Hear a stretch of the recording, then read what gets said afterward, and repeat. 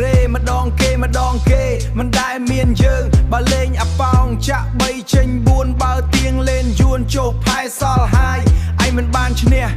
តែគេងាកទៅលេងកាទេចាញ់ស៊ីតែអង្គកក់គីឡូបើចូលកាស៊ីណូអស់ផ្ទះអស់ដីនេះរៀបរាប់ពីលំស៊ីសងមានបៀប៉ោនិងកាស៊ីណូ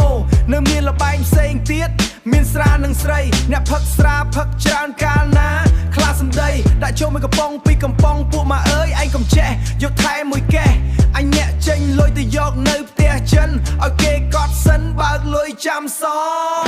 លបាយកាយនឹងរេមិនដែលមានយើងម្ដងគេមិនដែលមានយើងលបាយកាយនឹងរេមិនដែលមានយើងម្ដងគេមិនដែលមានយើងនិយាយពីអ្នកលួចមានស្រីនិយាយស្ដីមិនហ៊ានលឺខ្លាំងច្រើនតែខ្សឹបនៅគិនជន់ជាជាមអារម្មណ៍ភាំងដូចដើរជន់ពៀមិនបានតែជាភាំង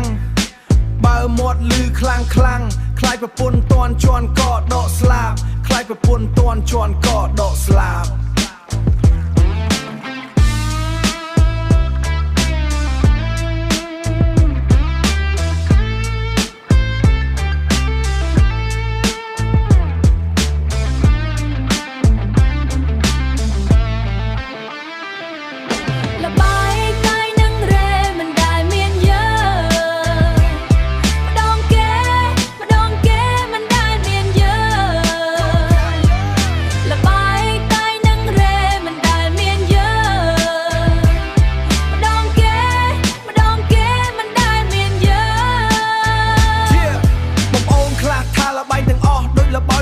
ចុកបំបត្តិអត់សុខពេលទំនេរបើវល់ការងារ